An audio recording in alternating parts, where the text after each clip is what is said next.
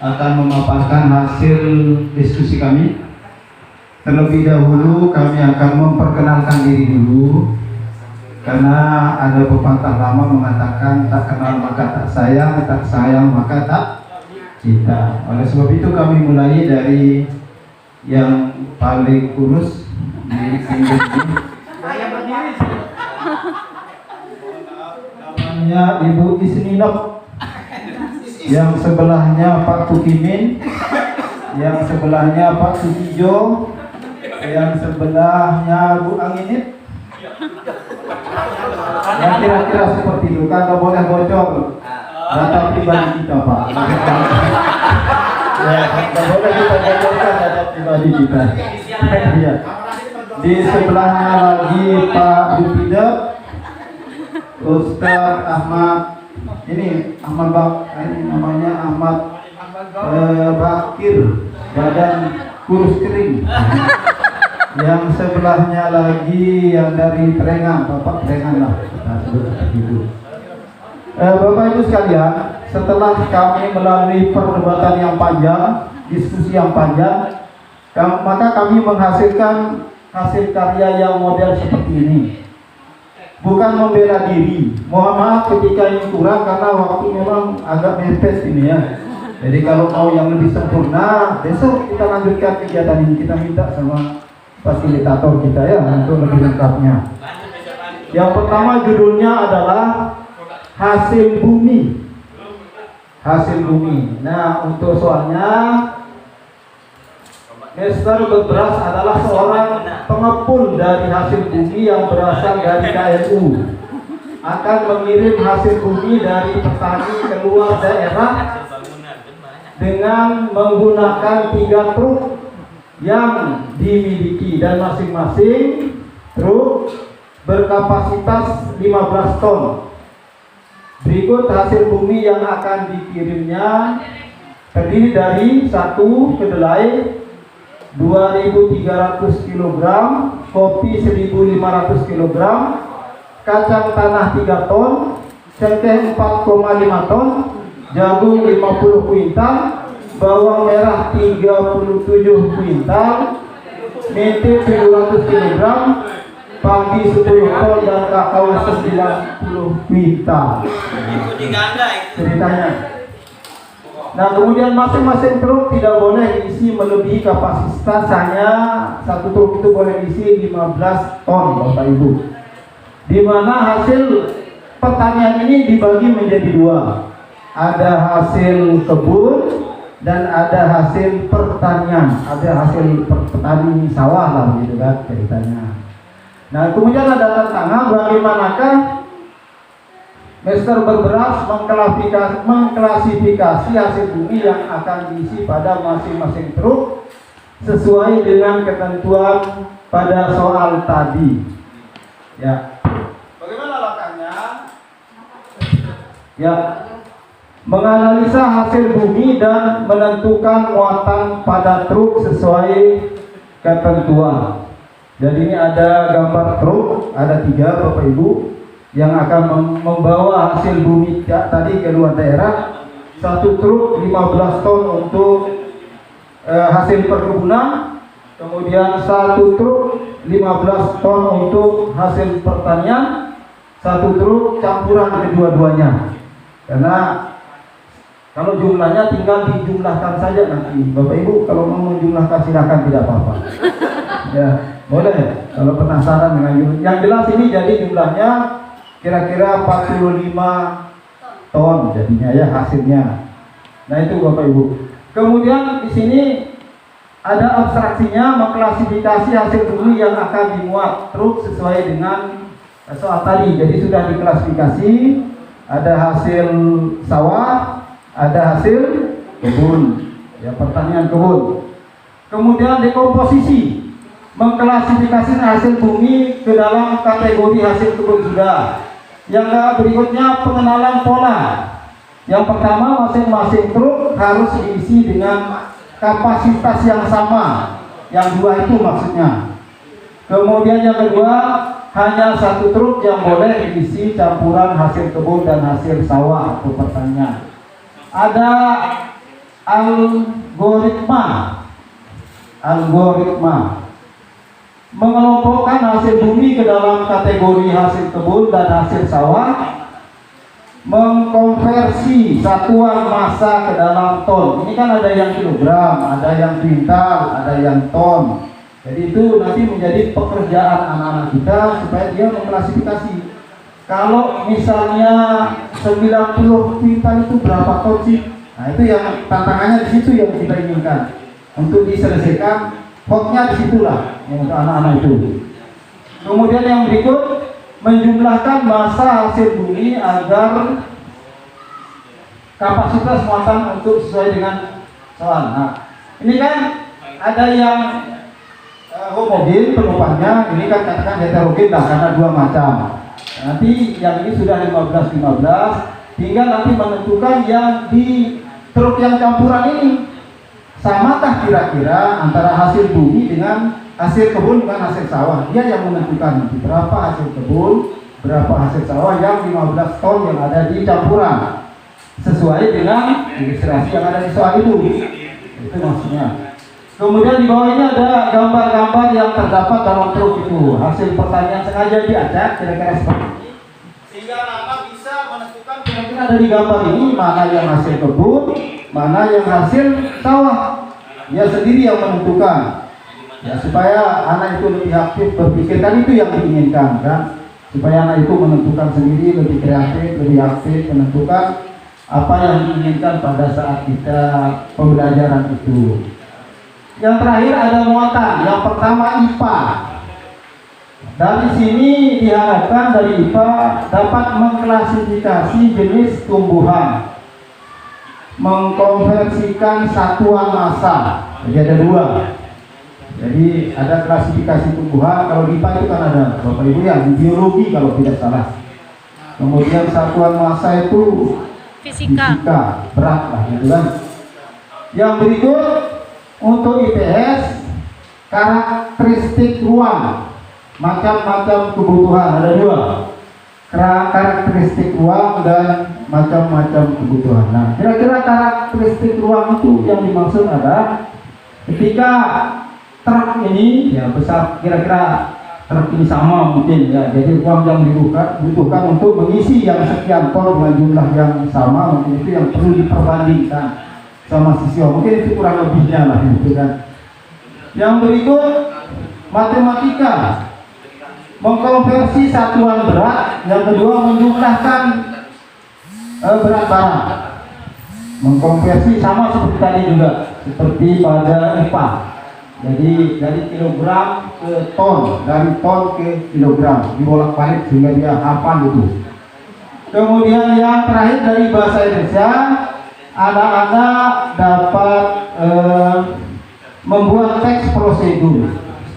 Membuat teks prosedur. Apa sih teks prosedur itu? Adalah teks dalam bentuk menentukan langkah-langkah atau urutan-urutan sesuatu. Boleh cara membuat kue, boleh cara membuat mie goreng, boleh, itu teks prosedur. Di mana kita prosedurnya ini? Ini nanti kan urutan hasil kebun 1, 2, 3, 4, urutan hasil sawah 1, 2, 3, 4. Ditemukan satu asam amino yang berbeda. Jadi dari urutan asam amino itu kalau ada satu yang berbeda itu masih dikatakan dengan cocok. Tetapi jika berbeda lebih dari satu, maka itu dinyatakan hasilnya tidak cocok. Seperti itu soalnya. Kemudian makna komputasi thinkingnya itu adalah yang pertama abstraksinya. Di abstraksi ini kita bisa mengetahui urutan kode genetik orang tua dan anak. Jadi kita tahu urutannya seperti apa. Kemudian dekomposisinya itu menentukan urutan asam amino ayah, anak dan orang tuanya. Kemudian pengenalan polanya itu mengurutkan pola asam aminonya dan asam aminonya. Kemudian algoritmanya itu kita bisa menentukan gen orang tua yang mirip dengan anak yang di tes DNA-nya. Kemudian untuk makna hotnya di sini, siswa siswa atau peserta itu dapat menganalisis. Jadi dia bisa menganalisis urutan kode genetik dan asam amino. Jadi dia harus menentukan dulu, oh ini. Kemudian menentukan lagi asam amino. Setelah dia temukan itu, dia bisa menentukan. Setelah dia ketemukan antara anak dengan orang tua, dia bisa menentukan apakah hasilnya itu mirip atau tidak. Dan setelah dia menentukan, itu baru dia menyimpulkan A, B, C atau D yang menjadi orang tua dari bayi tersebut. Kemudian dari aspek mapernya, dari sainsnya, ini sudah jelas sains sekali karena sangat ilmiah sekali. Kemudian bahasa Indonesianya hampir sama dengan IPS. Di sana di rumah sakit tentunya terjadi sosialisasi di sana, itu berhubungan dengan IPS. Ketika bersosialisasi pasti menggunakan bahasa juga di sana, kemampuan berbahasa juga penting di sana.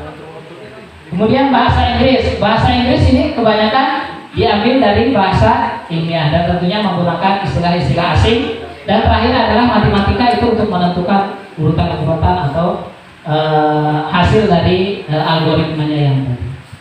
Mungkin itu yang bisa kami sampaikan. Kemudian ada perahu yang mengambil, belum ada penumpang. Nah, dari sini kami mengambil unsur-unsur ini untuk membuat soal yang bunyinya seperti ini. Seorang petani akan menyeberangi sungai dengan membawa 3 barang bawaan, yaitu sayuran, kambing, dan harimau. Nah, ini kebetulan petaninya pawang harimau, jadi bisa menjinakkan harimau. Menggunakan perahu, ya, jadi dia akan menyeberangi sungai tersebut menggunakan perahu. Perahu tersebut maksimal mampu mengangkut 2 penumpang, artinya petani dan 1 barang bawaan. Ya. Jadi petani tersebut ingin barang bawaannya utuh sampai di sini ya, tanpa kurang. Ya, kurangnya itu mungkin nanti ada yang saling makan kah, atau ada yang hilang, atau ada yang hanyut dan seterusnya. Nah, cuma di sini ada syarat. Ya. Syaratnya, jika sayuran dan kambing bersamaan, maka kambing akan memakan sayuran itu. Atau jika kambing bersama harimau, maka kambing akan dimakan harimau. Ya. Yang jelas bukan dimakan Pak Tani ya. Nah, kalau ada Pak Tani bersama barang bawaannya ini aman, ya, karena bisa menjinakkan yang galak-galak ini. Nah, sekarang di sini yang jadi masalah, mana barang bawaan yang terakhir yang harus dibawa, yang mana yang terakhir harus dibawa supaya aman, semuanya utuh sampai di seberang, sehingga sesuai dengan judulnya penyeberangan yang aman. Nah, jadi di sini ada pilihannya, ada sayuran, kambing, harimau, dan petani sesuai dengan unsur-unsur yang ada di soal ini. Nah, kemudian dari sini kami mengambil aspek pembelajaran untuk beberapa mata pelajaran. Yang pertama, di sini ada untuk mata pelajaran IPA. Ya.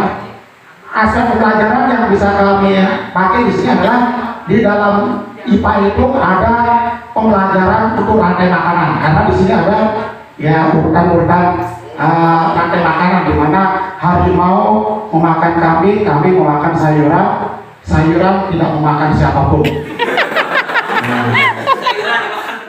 Boleh. Kemudian itu yang tadi IPA ya. Kemudian dari aspek pembelajaran informatika. Nah, ini kondisi. Jadi di sini menjabarkan tentang kondisi bagaimana seorang petani itu ingin menyeberangkan barang bawaannya dengan aman. Jadi informasinya supaya penyeberangan itu bisa berlangsung dengan aman, tanpa ada kehilangan, tanpa ada kekurangan ataupun barang yang tidak nyampe. Kemudian dari IPS aspek pembelajarannya ini masalah pendistribusian, masalah mana yang harus didahulukan, mana barang yang dibawa belakangan dan seterusnya. Jadi pendistribusian atau pengangkutan ya. Misalnya mengangkut logistik dan segala macam kan ada di pembelajaran IPS.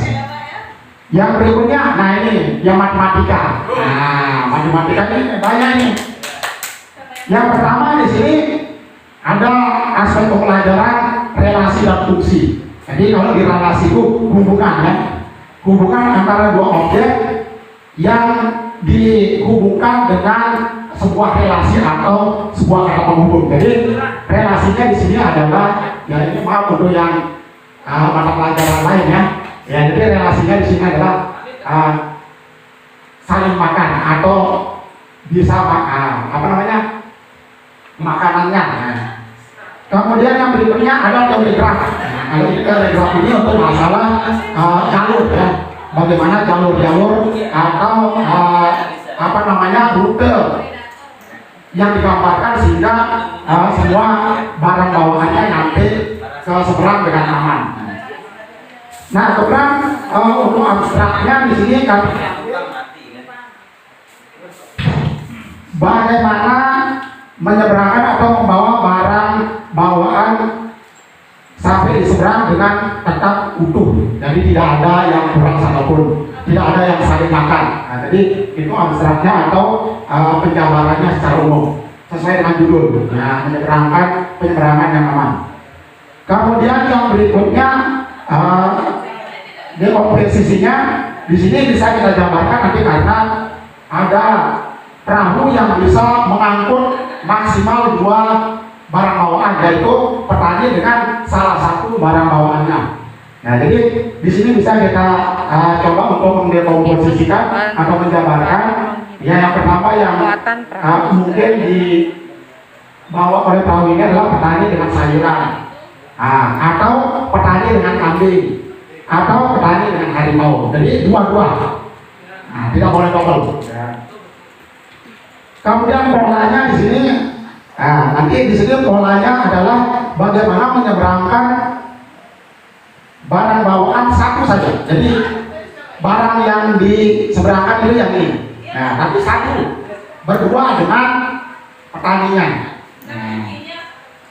Jadi barangnya satu, petaninya satu, berdua jadinya.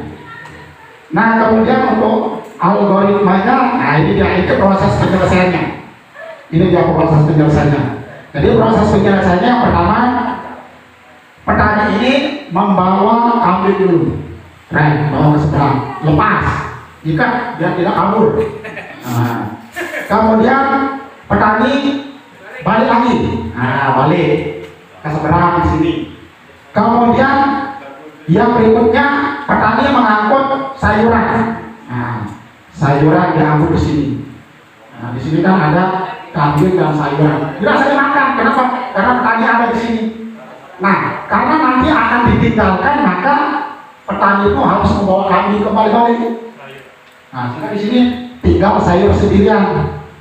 Nah, kambingnya dibawa balik lagi. Kambing jangan dilepas, bilang dia apa? Diikat. Ya, diikat. Ikat supaya tidak diambil orang. Tapi dia melarikan diri ya. Harimaunya yang dibawa menyeberang. Nah, harimau ikat bersama sayuran, tidak saling makan karena bukan makanannya. Nah, kalau dia makan sayuran berarti harimau jadi mungkin. Nah, kemudian setelah itu balik lagi. Nah, balik. Petani balik mengambil kambing yang dilepas diikat di sebelah lagi. Balik ke sini lagi. Nah, akhirnya tidak-tidaknya nyampe di seberang dengan aman, tidak ada yang tenggelam, tidak ada yang hanyut, tidak ada yang dimakan buaya karena tidak ada gambar buaya di sini. Nggak ada.